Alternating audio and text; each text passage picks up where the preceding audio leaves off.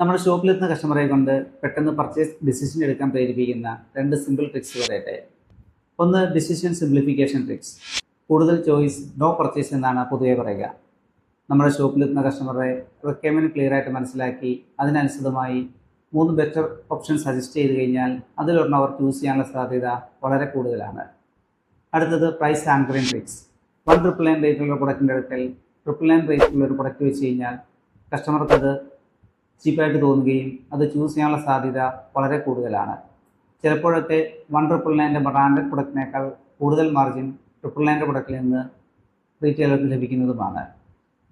Retail ഷോപ്പുകളിൽ കസ്റ്റമറെ എത്തിക്കാൻ വളരെയധികം marketing എക്സ്പെൻസുകളും എഫേർട്ടുകളും ആവശ്യമാണെങ്കിലും ഷോപ്പിലെത്തുന്ന കസ്റ്റമറെ കൊണ്ട് ലാഭകരമായ ഐറ്റം കൂടുതൽ വാങ്ങിപ്പിക്കുന്നിടത്താണ് റീറ്റെയിൽ സ്റ്റോറുകളുടെ സക്സസ് ഇരിക്കുന്നത്.